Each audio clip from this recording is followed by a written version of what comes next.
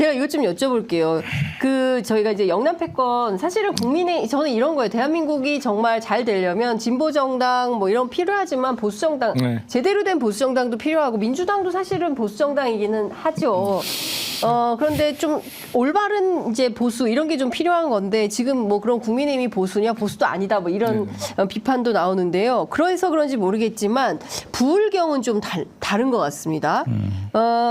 최근에 보면 그러니까 MBC 경남이 한국사회여론연구소에 의뢰해서 지난 23일부터 24일 조사한 내용인데요. 거제에서도 그렇고요. 창원, 진해, 성산 여기에 이제 출마한 후보들이 민주당이 전반적으로 앞서거나 우세한 상황이 나오고 있습니다. 그림을 하나씩 볼 수 있습니까? 저 창원, 진해인데요. 황기철 민주당 후보가 49.6, 국민의힘이 이종욱 후보가 38.2. 그 다음에 함께 보죠. 뭐 창원, 성산도 볼 수 있습니까? 네, 여기는 지금 보면 허성무 민주당 후보가 40.1, 국민의힘 강기훈 후보가 39.1, 녹색정의 여영국 8.1. 거제도 같이 보겠습니다. 거제의 경우에는 민주당의 변광용 후보가 48.3, 국민의힘 서일준 40.9, 그리고 개혁신당이죠. 김범준 후보가 3.8. 이 흐름은 어떻게 봐야 됩니까? 제가 한 말씀 드리자면 네. 지금 세 군데 중에서도 창원, 성산은 40.1 대 39.1, 1%포인트가 딱 붙어 있는데 네. 여기가 참 야권이나 노동운동권의 진보권에서는 굉장히 전설적인 선거구죠. 그렇습니다. 권영길 뭐 노회찬. 노회찬 그렇게 네. 당선됐던 데고 노동자 정치운동의 뭐 성지라고도 표현하시는 맞습니다. 분들입니다. 그쪽에서는. 근데 민주당 허성무 후보는 이번이 첫 출장이 지난번에도 나왔었어요. 네. 근데 여영국 의원도 했었죠. 이분. 네, 맞습니다. 8.1% 만약에 후보 단위로 했으면 그냥 여긴 보고 말 것도 없이 끝나는 건데 너무 붙어 있고 강기훈 후보가 네. 민주당과 노동권 후보 사이에서 어부지리로 여기서 당선된 적도 있습니다. 한 번인가 두 번 했던 곳이에요. 그래서 여기는 정말 끝까지 봐야 하는 곳인데 이번에 전반적으로 심판론이 강한 데다가 여기 언급은 안 돼 있습니다만 울산 북구 윤종호 후보가 나오는 곳 여기도 역시도 노동자 정치 세력과 굉장히 강한 진지 성격을 갖고 있는 것이거든요. 이 네 군데를 보면 심판론이 합쳐져 있고 노동 진보 정치 세력의 약진이 원래 돋보이는 전통적으로 강한 곳들이었다. 그래서 이번에도 그쪽의 승리를 예측할 가능성이 굉장히 높다는 것이죠. 근데 제가 보기엔 결국에는 이제 최종 투표율이 문제인데 네, 어느 네. 쪽에서 투표장에 보다 많이 나오느냐잖아요. 네, 근데 네. 이른바 보수 언론의 가장 대표적인 신문에서 최근에 한 여론조사를 보면 국힘 후보가 어마어마하게 지는 결과로 나온 게 많아요. 다른 여론조사보다도 더 차이가 나게 벌어지는 여론조사 결과가 발표가 됐는데 네. 물론 일부러 그러지는 않았겠습니다만 이른바 보수층 내지는 노년층들의 위기의식을 좀 자극할 만한 결과가 아니었나 싶고 근데 문제는 이게 탄핵 전에 박근혜 대통령 시절이면 우리가 나가서 지켜야지 이게 가능해요. 어느 정도는. 네네. 탄핵 전에는 그런 게 분명히 있었으니까요. 근데 윤석열 대통령은 사실은 정치적인 인연이 대단히 짧단 말이죠. 네. 갑자기 혜성같이 등장해서 대선에서 갑자기 이겼잖아요. 그래서 유권자 입장에서는 그렇게 오래된 인연이 아니에요. 그래서 꼭 나가서 내가 찍어줘서 지켜야겠다라는 동기 유발하기가 쉽지 않아요. 그렇기 때문에 제가 보기엔 이른바 지키자 나가서 지금 집권 세력을 우리가 보호해주자라는 동기를 어떻게 만들어낼 것이냐 이게 단순히 여론조사에서 여당 후보들이 많이 뒤지네 그러니까 내가 가서 찍어줘야지. 예. 이거는 기대하기 어려운 상황 같아요. 방금 말씀하신 게 굉장히 중요한 포인트인데 저건 여론조사의 질문지를 어떻게 짜더라도 포착해낼 수 없는 부분이고 이른바 정서적 측면이거든요. 네. 팥뿌리가 힘들었던 건 그 정서적 측면 민심의 폭발이에요. 그거는 계측화된 측량 수단도 네. 마땅치 않지만 네. 정확히 포착하기가 힘들어요. 네. 그런데 지금 활활 불타오르는 게 보이잖아요. 가장 중요한 건 직관적으로 딱 다가오는 거고 투표율이 열흘 정도밖에 안 남은 이 시점에서는 네. 어떤 일이 하나 이슈가 되면 그것이 사실관계가 어떻고 법적 책임이 누구에게 있는 거 이거 따질 겨를이 안 됩니다. 그냥 심정적으로 반응하는 게 우선 먼저 나타나는 것이고 팩트를 따져서 알고 보니 누가 옳았다 나랐다는 한참 뒤에 나올 수밖에 없는 거예요. 네. 그래서 지금은 정서 구간이다. 이거를 건드리면 안 된다. 대표적으로 우리가 조심하자고 하는 게 실언이거든요. 네. 그 실언은 바로 정서의 영역인 거죠. 그렇죠. 그래서 네. 선거는 팩트의 게임이 아니라 인식의 게임이고 어떻게 느끼느냐, 어떻게 느끼는 사람들이 더 많느냐, 그 많아진 느낌을 투표장으로 가게 하는 싸움인 거죠. 조선일보의 김대중 전 주필이 있어요. 이분이 이제 그 얼마 전에 칼럼을 썼는데 제목이 뭐냐면 4.10 총선에 정권이 걸렸다라는 것인데 제일 마지막 대목이 상당히 인상적입니다.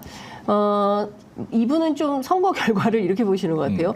선거 결과 민주당이 제1당이 되면 전국 주도권은 이재명 대표에게 넘어갈 수밖에 없다. 윤 정권은 할 수 있는 것이 아무것도 없다. 그런 상황에서 윤 대통령은 더 이상 이름뿐인 대통령 자리에 앉아 있을 수 없다. 나라의 혼란을 피하기 위해서 그의 결단이 필요할 수도 있다. 이거 어떻게 하라는 얘기입니까? 제가 보기에 굉장히 가까운 사이로 알고 있거든요. 윤석열 대통령하고. 네. 아니, 조언도 많이 하시고. 그런데 제가 뭐 간접적으로 들은 얘기입니다만 네. 조금 생각을 바꾸신 분들이 많아요. 소위 보수. 보수 세력의 예. 뭐 메인스트림에 계신 분들. 그 중에 뭐 스스로를 어른이라고 생각하는 분들 중에 생각을 좀 바꾼 분들이 많다고 들었어요. 예. 그러니까 도저히 안 되겠다, 힘들겠다 이래 갖고는 예. 그래서 그런 게 조금 비춰지는 대목이 아닌가 싶고 네. 저희 개혁신당은 뭐 탄핵을 주장하지는 않습니다. 네. 다만 국정 운영의 스타일이나 기조는 분명히 바뀌어야 된다라는 것이고 그게 결국에는 그 사람이 바뀌어야 되는데 네. 대통령을 뭐 탄핵을 통해서 바로 바꾸자는 의미보다는 국무총리를 제대로 뽑자 여야 네, 합의로 네, 네. 그리고 그 국무총리가 네. 국무위원회에 대한 임명제청권을 실제로 행사하자 뭐 이런 식으로 하자는 것인데 네. 이게 만약에 야당의 승리로 총선이 끝난다면 네. 22대 국회 문 열자마자 다시 특검법 발의하지 않겠어요? 그렇죠. 네. 근데 그거는 이제 여당이 반대하더라도 180일이 지나면 네. 뭐 베스트라이트. 본회의장에 올라옵니다. 그리고 그때 또 거부권을 했을 때 네. 폐기하는 수순으로 갈 수 있을 의석이 확보될지 잘 모르겠어요. 예. 그리고 여당 의원들이 자기 임기가 대통령의 임기보다 더 긴 여당 의원들이 그렇죠. 과연 용산의 의지대로 움직여 주겠느냐라는 게 관건인데 네. 아마 내년에 격변이 일어날 가능성이 높지 않을까 싶어요. 네. 어떻게 보세요? 저는 아까 그 읽어주신 네. 김대중 칼럼을 보고 네. 상당히 무섭다, 세다. 그러면 특단의 조치를 뭐 스스로 사퇴하라는 얘기인가? 뭐 이런 얘기가 일단 문면상으로 처음 드는 건 그렇죠. 그였고 만약에 이런 칼럼이 이른바 조선일보와 김대중이 아니라 네. 다른 매체에 다른 사람이 썼다면 용산에서 어떤 반응이나 조치가 나올까? 치도곤을 내렸을까? 아니면 이걸 보고 반성을 하거나 그랬을까? 아니면 네. 뭐야 이거 어떤 식으로 얘 누구야? 뭐 이랬을지 어떨지 모르겠는데 네. 조선일보와 김대중이라는 게 갖고 있는 상징성이 있다는 건 우리도 부인할 수는 없잖아요. 그렇습니다. 솔직히 예. 호오를 떠나서 네네. 그리고 아까 말씀하셨다시피 윤 대통령과 개인적으로 얼마나 막역하고 어떤 말을 해도 오해 없이 이물 없게 할 수 있는 사이인 것까지는 저는 모르겠으나 공개적으로 저런 글을 쓰는 것과 사적으로 전화나 이런 걸 통해서 제발 정신 차리고 저 가시오 하는 건 다르잖아요. 네. 한번 나오면 지울 수 없는 거 아닙니까? 그렇습니다. 그랬을 때 용산이 느꼈을 정치적 심정적 타격감과 긴장이 어떠했을까? 이건 누구도 모릅니다. 둘째, 조선일보가 그렇게 정세 판단에 능하고 자기들은 이 나라를 이끌고 간다라고 분명히 확신하고 있는 조선일보가 이 컬럼을 공개하기로 했을 때는 일반 국민들에게 보내는 메시지도 분명히 있는 것이고요. 용산에다가 공개적으로 우리의 입장이 이렇다는 것을 김대중 주필의 입을 통해서 하는 효과도 분명히 있습니다. 최악의 경우에는 네. 이건 김대중 개인의 생각이야 하고 빠질 여지가 있긴 하지만 조선일보가 이거의 게재를 결정했다는 것에는 이미 조선일보의 태도와 정책, 영어로 써서 죄송한데 팔러시, 나라에서 하는 물가 정책 이런 게 아니니까 네. 그러면서 팔러시라고 했고요. 그런 게 담겨 있다. 저건 다용도 칼이다. 다목적 칼이고. 다목적 그런데 대통령이 저런 얘기를 듣고 할 수 있는 취할 수 있는 조치는 사실 없습니다. 본인이 국정 스탠스를 완전히 바꾸는 것 말고는 사임을 하겠습니까? 뭘 하겠습니까? 바꿀까요? 이번 유일하게 할 수 있는 방법은 하나 있어요. 어떤 건가요? 만약에 저 칼럼을 봤다. 예. 그러면 빨리 잊어버리고 기분 전환하기 위해서 평소 즐겨보는 유튜브를 계속 그러면서 잊어버려. 그게 제가 생각하기에 유일한 방법이에요. 다음 주에 출연이 가능하실지 모르겠는데 탈당한 거에 지금 확인 사살을 하는 거고 아니 저는 대단히 현실적인 말씀을 드린 거예요. 사실은. 개혁신당에 대한 세무조사가 일단 들어갈 것 같네. 그다음에 세무조사. 자택에 대한 압수수색 및 저하고 전화하지 마세요. 주소 빨리 옮겨야겠네. 이거. 요새 디네 때문에 다 털려요. 유튜브를 본다고? 그러니까 야, 근데 그럴 수 있을 것 같아요. 저는 사실 여러 사실- 근거를 갖고 드린 맞습니다. 말씀이에요. 팩트의 근거에 뿜을 뻔. 또 근거를 갖고 그거 검찰 수사하라고 지금 근거도 있다고 말하잖아. 아 진짜.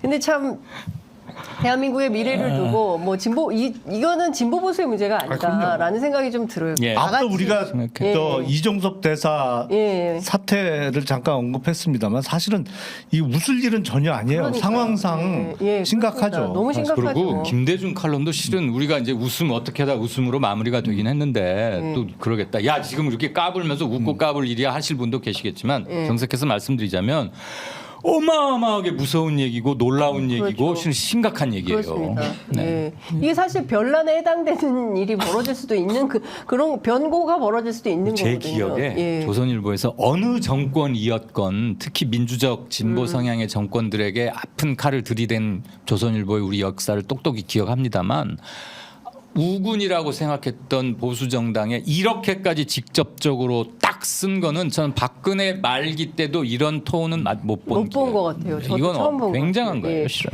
스스로 결단을 하라는 건데 뭐 어떡하라는 건지 진짜. 예. 자, 오늘도 정말 흥미진진한 여론조사 분석해봤습니다. 이제 뭐 다음 주 되면 또 선거가 또 완전히 끄트머리가 됩니다. 그렇죠. 네. 예, 다음 주 금요일 날 또 긴장되는 마음으로 두 분 모셔서 여론조사 분석해보겠습니다. 오늘 말씀 잘 들었습니다. 감사합니다. 네, 고맙습니다. 고맙습니다.